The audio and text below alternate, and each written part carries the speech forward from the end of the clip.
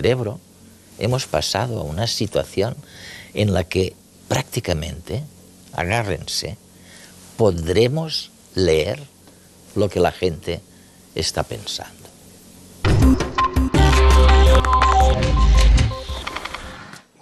Qué cambio, ¿no? Qué cambio, profesor Hayer. En este tema de la inteligencia, hace 10 años todo el mundo estaba convencido de que dependía del tamaño del cerebro. Cuanto mayor era el cerebro, mayor era la inteligencia. Y ahora la situación es difícil porque por lo visto no hay ninguna región cerebral que sea responsable de la inteligencia. Estudiáis la sustancia gris, la sustancia blanca. ¿Qué ha ocurrido? Siempre es complicado, nunca es simple. Cuanto más aprendemos, más se complica la cosa.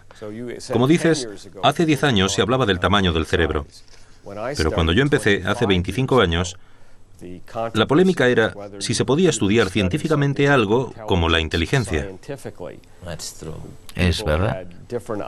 Circulaban nociones distintas de lo que podía ser la inteligencia en cuanto a las pruebas para determinar el cociente intelectual. Estos test han estado disponibles desde hace unos 100 años, pero no estaban muy bien considerados por el público, aunque funcionen bastante bien. Había muchísima controversia sobre si la inteligencia se podía medir o estudiar científicamente o no. Ahora, 25 años más tarde, utilizamos la tecnología médica más avanzada de neuroimagen para estudiar el cerebro. Y por tanto podemos ver su interior con todo lujo de detalles, tanto en lo referente a la estructura como a la función cerebral. Pero además, podemos relacionar las partes del cerebro con los test de inteligencia y otras maneras de medir la inteligencia. Es divertido ver cómo las empresas, los psicólogos, los asesores, todos han descubierto que estos test de inteligencia funcionan, que cumplen su objetivo. Ok. Pero mientras hablabas, me acordaba que lo mismo ha ocurrido con las emociones, ¿sabes? Entiendo perfectamente por qué las personas pueden beneficiarse del estudio de las emociones, de la gestión de las emociones básicas. Pero, ¿de qué sirve investigar la inteligencia? ¿Cuál es el objetivo? ¿Es por motivos sanitarios? ¿Educativos? La inteligencia es uno de los fenómenos más complejos del cerebro. Según mi definición, la inteligencia establece diferencias entre las personas en lo bien que aprenden, recuerdan y razonan. Tenemos diferencias en esos ámbitos y también personas con retraso mental. ¿No estaría bien entender qué es lo que no acaba de funcionar en su cerebro para intentar encontrar un tratamiento? ¿Y no sería útil para todo el mundo si pudiéramos aumentar nuestra inteligencia, si entendiéramos los procesos biológicos del cerebro que conducen a la inteligencia? ¿Acaso no te gustaría ser más inteligente? Ya eres muy inteligente, pero ¿no te gustaría serlo más? Seguro. Sí, ¿verdad? Y ahora déjame preguntarte lo siguiente. Imagina que entendiéramos los procesos biológicos del cerebro que conducen a la inteligencia y pudiéramos desarrollar una pastilla que actuara sobre los factores de crecimiento en el cerebro que determinan la sustancia gris y la estructuración cerebral en las zonas relevantes para la inteligencia. No es inconcebible, ¿no? No, no es inconcebible. No. Mi pregunta es, ¿cuánto estarías dispuesto a pagar por una pastilla que aumentara tu cociente intelectual? Hombre, pagaría algo más de lo que pagaría por un iPhone, por ejemplo. Sí. Claro, es increíble lo que estás diciendo, ¿no? Dijiste en algún lugar, no recuerdo dónde ahora, que si se analiza el funcionamiento cerebral con estas nuevas técnicas de neuroimagen en una persona que mira un vídeo, se puede saber de qué va el vídeo o podremos saberlo bastante pronto, ¿no? Mirando el cerebro. Hay muchos grupos que trabajan en todo el mundo con este problema tan complejo. e intentan analizar imágenes del cerebro para ver cómo cambian mientras alguien ve un vídeo. Y luego ve si solamente con las imágenes del cerebro se puede inferir qué es lo que está viendo la persona. La posibilidad de hacerlo está ahí. Es decir, sería como leer la mente. No sé cuánto tiempo tardaremos en lograrlo, pero sí sé que ha habido algún progreso. Hay otra explicación de la base cerebral de la inteligencia que tú denominas el enfoque de la eficiencia en la inteligencia, o algo así, no recuerdo bien exactamente. ¿Pero a qué te referías cuando hablabas de esto? Hace 20 años hicimos uno de los primeros estudios con neuroimagen para analizar lo que hace el cerebro cuando una persona soluciona problemas difíciles, problemas de razonamiento abstracto y no verbal, como reconocimiento de patrones. Patrones. Sí, problemas muy difíciles. Y lo que descubrimos fue una gran sorpresa. No nos lo esperábamos. Cuanto más duro trabajaba su cerebro, peor lo hacían. Y cuanto mejores resultados tenían en la prueba, menos trabajaba su cerebro. Fue una gran sorpresa. Pensábamos que sucedería lo contrario. Nuestra manera de interpretarlo fue que lo que te hace inteligente no es la intensidad con la que trabaja tu cerebro, sino la eficiencia de su funcionamiento. Y nos hemos pasado los últimos 20 años investigando esta noción de eficiencia cerebral. Otra cosa que me parece fascinante de los resultados de vuestra investigación es que decís que la base cerebral de la inteligencia tiene mucho que ver con la memoria,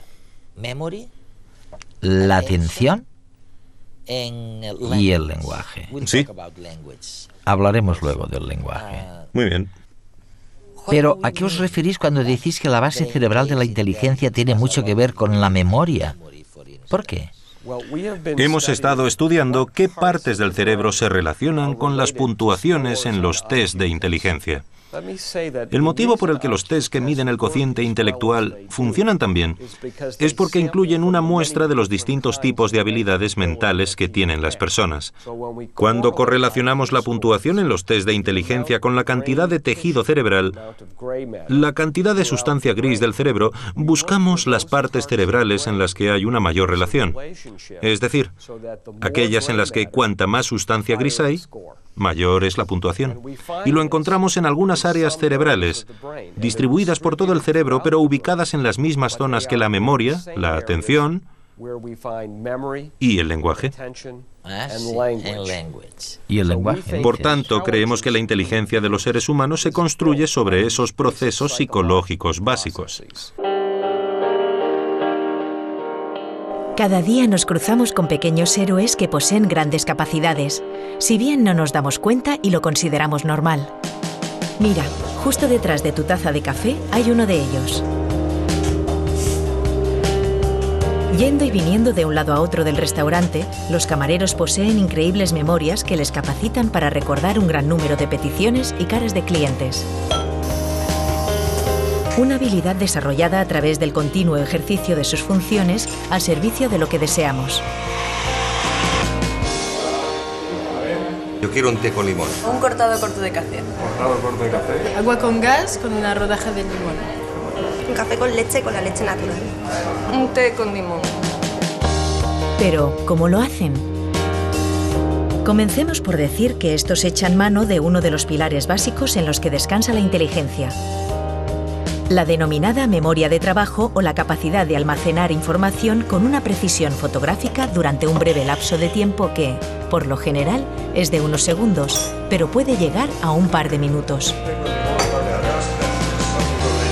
El tiempo que el camarero puede retener la información limita el resto de los recursos de procesamiento de la inteligencia, comprometiendo las otras tareas que deba realizar.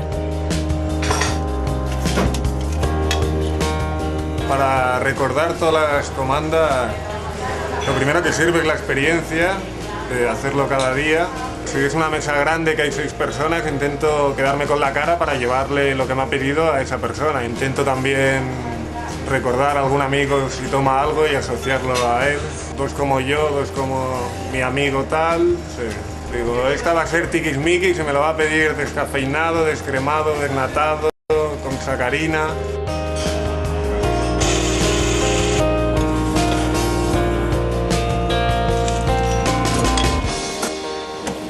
Internamente, el camarero recurre a determinadas estrategias mnemotécnicas, como la repetición de las órdenes o la asociación de las mismas con rostros u otras memorias con vínculo emocional. Estas agrupaciones son básicas para poder retener a corto plazo la información recibida y utilizarla luego, así como para almacenarla a más largo plazo.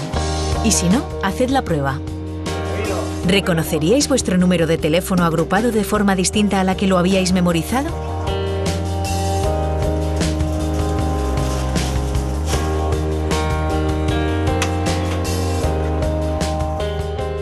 Me has mencionado la sustancia gris.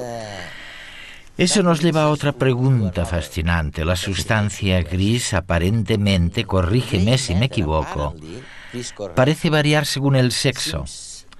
Los hombres tienen más sustancia gris y menos sustancia blanca que las mujeres. Es así, ¿no? Hay esta diferencia entre los sexos. Eduardo, es una pregunta complicada. Sí, algo. Para empezar, como promedio, los hombres tienen el cerebro más grande que las mujeres. Pero se trata de un promedio y es una diferencia pequeñísima. Muchas mujeres tienen el cerebro más grande que muchos hombres. Hay mucho solapamiento. Y los hombres y las mujeres tienen la misma inteligencia. Pero cerebros distintos. Cerebros distintos, sí. Así que la pregunta es, ¿de cuántas maneras distintas puede organizarse un cerebro para la inteligencia? Al parecer, el cerebro se organiza de una manera en los hombres y de otra manera ligeramente distinta en las mujeres con la misma inteligencia. Y la razón por la que es importante no es para estudiar las diferencias entre hombres y mujeres, sino porque esto demuestra que el cerebro es muy flexible y que tiene distintas maneras de hacer lo mismo. Pero siempre que hablamos de diferencias entre hombres y mujeres en el cerebro o en una actividad mental, debemos tener claro que hay más similitudes y coincidencias que diferencias. No se puede mirar un cerebro y decir, este es el cerebro de un hombre, o ese es el cerebro de una mujer. Hasta ahora la inteligencia era como el alma, difícil de definir y más aún de situar, si bien, hoy en día, es posible vislumbrar su actividad.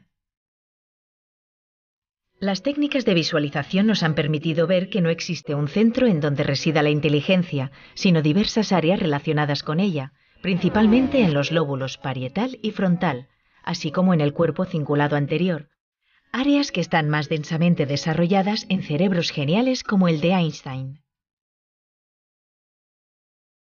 Además, a este nivel, el de la genialidad, se da otra curiosa característica.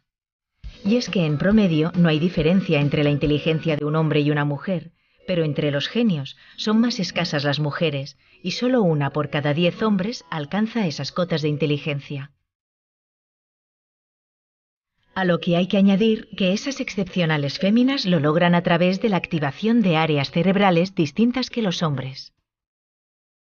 Así, en el hombre, la mayor parte de la materia gris, el procesador, implicada en la resolución de problemas, se encuentra en el lóbulo temporal, en una de las áreas relacionadas con el lenguaje, el área de Wernicke. Mientras que en las mujeres, la materia gris que se encuentra correlacionada con la inteligencia se halla en el área de Broca, también implicada en el lenguaje. Además, la materia blanca, compuesta por los axones de las neuronas que conectan entre sí partes distantes del córtex, se presenta mucho más organizada en determinadas áreas en las personas de gran inteligencia. Y es que esta no solo requiere capacidad de procesamiento, sino también velocidad. Y la materia blanca del cerebro corresponde a las vías de alta velocidad. Por tanto, el cerebro de las mujeres más geniales presenta más materia blanca ordenada que el del hombre, en especial en el lóbulo frontal. Ya que mientras uno basa su inteligencia en la potencia de su procesador, en la otra prima la velocidad, y sin embargo, tanto si estas dos capacidades son elevadas como si una de ellas es mayor que la otra, se alcanzan los mismos niveles de inteligencia. ¿Sería correcto decir que quizá no sabemos por qué alguien es inteligente y seguimos siendo incapaces de responder a la pregunta de por qué se es inteligente? Pero en cambio conocemos las morfologías, los lugares importantes para ser inteligente. Y en esto hay algo de nuevo muy fascinante. Por lo visto, habéis descubierto que la potencia de procesamiento del cerebro es extremadamente importante. Y eso está relacionado con la sustancia gris, tal vez. Y otra cosa muy importante es la velocidad, distinta. La velocidad a la que se puede calcular y unir cosas separadas entre sí. Y eso probablemente depende de la sustancia blanca. Es verdad. Si eso es cierto, significa algo, ¿no? Esto se ha sabido durante muchísimos años y muchos otros investigadores han trabajado sobre la relación entre la inteligencia y la velocidad de procesamiento de información. Todas las capacidades mentales, incluido el lenguaje, son siempre una combinación de sustancia gris y sustancia blanca. Es como si fuera un ordenador donde la sustancia gris es el procesador y la sustancia blanca es la velocidad, la rapidez del ordenador. Imagina dos ordenadores, uno con mucha memoria pero con muy poca velocidad, y otro con mucha velocidad, pero con una memoria reducida. Si observas a ambos ordenadores haciendo lo mismo, parece como si funcionaran al mismo nivel, pero internamente se trata de una combinación distinta que conduce al mismo resultado. Hay algo, una pregunta que constantemente flota en el aire. Se trata de este asunto de los genes, ¿no? Sí. La herencia genética. Las bases biológicas de la inteligencia.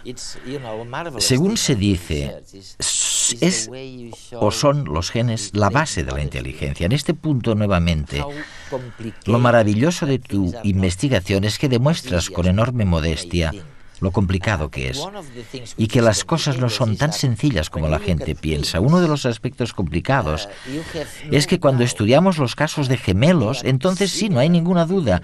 Si son gemelos idénticos, su inteligencia suele ser muy parecida. O sea que los genes serían importantes. Sabemos que la inteligencia, según se mide por los test, es hereditaria.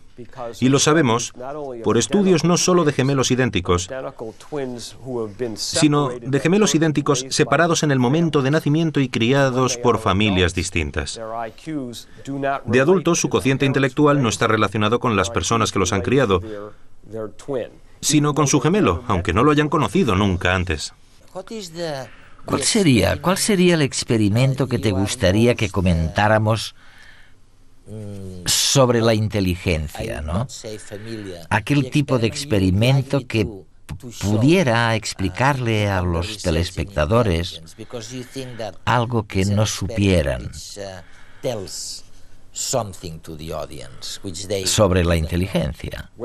Déjame que te cuente uno de mis experimentos favoritos que hicimos hace muchos años. En 1992, después de descubrir por primera vez esta relación de eficiencia. Nos preguntamos qué es lo que hace que un cerebro sea eficiente y si esto... Bueno, si es esto lo que sucede cuando uno aprende algo complicado. Hicimos un experimento para estudiarlo en varias personas. Les enseñamos a jugar a un videojuego durante unos minutos y después obtuvimos imágenes de su cerebro mientras jugaban. A continuación les pedimos que practicaran el juego durante 50 días. 50, sí, y mejoraron muchísimo. Luego volvimos a obtener imágenes de su cerebro. El juego que utilizamos fue el Tetris, que hoy en día es famosísimo. Pero cuando hicimos el experimento en 1992 no era tan conocido. Lo que vimos fue que la segunda vez que jugaron a Tetris, después de 50 días de práctica, las imágenes de su cerebro mostraron menos actividad. ¿Menos? Sí, incluso aunque el juego era más rápido y más difícil. Se habían acostumbrado. Eso es, así demostramos que el cerebro se vuelve eficiente. De hecho, les hicimos a los participantes una prueba de inteligencia y cuanto mayor era su puntuación en el test, más eficientes se volvieron sus cerebros. El experimento demuestra que el cerebro se vuelve más eficiente cuando aprendemos algo complicado y que esto tiene algún tipo de relación con la inteligencia. Frente a grandes problemas, el cerebro que mejor resuelve no es el que más se devana, sino el que menos trabaja, mostrándose relajadamente más eficaz. Sin embargo, para esa relajación cerebral es indispensable llevar a cabo un aprendizaje previo, a menudo tedioso, hasta desarrollar ese talento ordinario o extraordinario que poseemos.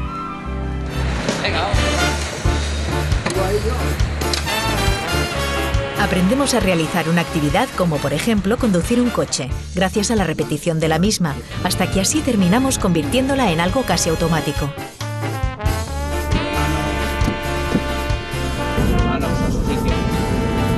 Con cada clase, nuestro cerebro se va familiarizando, sin notarlo, con las distintas variables implicadas en la conducción. Ensayos que más tarde nos ayudarán a afrontar y tomar decisiones, a veces vitales, en cuestión de segundos. En una incorporación, el cerebro localiza las posiciones espaciotemporales de los otros coches, mientras que rescata de la memoria el uso de los pedales y las marchas, los retrovisores y luces. Y además, toma decisiones para mover nuestros músculos llevando a cabo todas las acciones necesarias. Una multiplicidad de cálculos que el cerebro procede a realizar en un instante gracias a otro tipo de memoria, denominada procedural, que crea un cierto automatismo a través del aprendizaje. Así, repitiendo y repitiendo las mismas situaciones externas y las mismas respuestas internas, conseguiremos cierta destreza en cualquier actividad. Segunda, Silvia. Silvia, segunda, que eso es cuarta, Silvia. Vamos, que cámbiala. Una destreza que se refleja en el cerebro en un menor consumo energético a la hora de realizar esa actividad de nuevo, lo cual es especialmente cierto en individuos con una inteligencia superior a lo normal. Aquí tenemos a un jugador novato. Está aprendiendo a jugar. Cada una de las formas va apareciendo en la parte superior de la pantalla y el jugador la desplaza a la derecha o a la izquierda, o la rota. Y luego, cuando la tiene colocada donde quiere, pulsa el botón para que caiga rápidamente. El objetivo es completar una línea sin dejar ningún espacio vacío. Se empieza con el reto de lograr 40 líneas y se calcula el tiempo que se tarda. Muchísimo, ¿no? Bueno, para mí son 3 minutos, ese es mi récord. Esta persona lleva 2 líneas en 38 segundos. Ha completado 2 líneas. Como ves, se le nota inseguro, va hacia atrás, hacia adelante, deja espacios vacíos. ¿Lo ves? ¿Lo ves? Mira, mira. No es muy eficiente. Bueno, ahora ha completado 2 líneas a la vez. Muy bien. Ahora tenemos a un jugador con muchísima experiencia. El juego es a tiempo real. No está manipulado. Es a tiempo real. De nuevo, el objetivo son 40 líneas. Es ver cuánto se tarda en completar 40 líneas.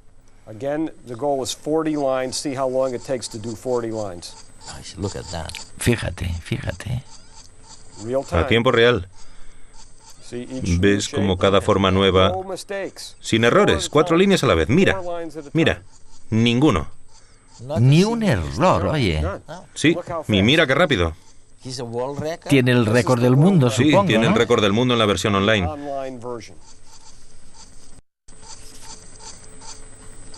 Va tan rápido que cuesta creer que lo esté haciendo un ser humano. Ya lo tenemos. Recuerda que la otra persona tardó 38 segundos en conseguir 2 líneas. 38 segundos. Increíble. Es fabuloso. ¿Cómo lo hace el cerebro? Imagina que pudiéramos sacar imágenes del cerebro mientras esta persona juega a Tetris así. ¿No sería interesante? Incluso al hacer algo sencillo, una tarea sencilla, hay una nueva manera de obtener imágenes del cerebro que se llama magnetoencefalograma o MEC. Eso es. Y se pueden obtener imágenes milisegundo a milisegundo de la actividad cerebral para ver cómo se transmite la actividad de un lugar a otro en el cerebro. Aquí verás lo que pasa un segundo después de que aparezca una luz en la pantalla. La persona tiene que apretar un botón si la luz sale por la derecha y otro botón si la luz sale por la izquierda. Una persona, un destello de luz, un segundo. El proceso está ralentizado para que pueda analizarse con más claridad. Y la pregunta sería, ¿qué partes del cerebro toman esta decisión tan sencilla? Vaya, oye, primero fue esta zona, ¿no? Sí. Te lo volveré a enseñar e iré deteniéndolo. Alrededor de 195 milisegundos después de que se encienda la luz, la zona visual está muy activa porque la zona visual ha visto la luz. Luego se activa la zona de la memoria. La persona recuerda este botón para esto y este botón para aquello. Y ahora vemos cómo se ilumina la zona motora, porque está moviendo el dedo para pulsar. Tienes la parte visual, luego la memoria y luego la parte motora, ¿no? Es increíble, Sí. oye. Pero ahora mira la parte frontal. Es la región verbal del cerebro, que se activa tras solamente 510 milisegundos, medio segundo. Mira cómo circula la información por el cerebro. Y después, tras 800 o 900 milisegundos, todo se queda muy tranquilo. Imagina lo que pasaría si pudiéramos obtener imágenes así, mientras alguien está jugando al Tetris y tomando todas estas decisiones tan complicadas. Bueno, la verdad es que cuando nos encontramos, y parece increíble, ¿no? Cuando nos encontramos con alguien inteligente, reconocemos enseguida que es inteligente. Decimos, esta persona es inteligente. Ahora, que no nos pidan qué es ser inteligente, porque todavía no lo sabemos muy bien y todavía sabemos menos por qué uno es inteligente y el otro lo es algo menos. Tenemos algunas aproximaciones, y es lo que hemos visto en este programa, que nos explican el comportamiento inteligente o no inteligente de grupos, de colectivos, pero no necesariamente de individuos. A veces pienso, a medida que me hago mayor, que si aprendo una cosa nueva tengo que olvidar otra antigua. Richard Hayer.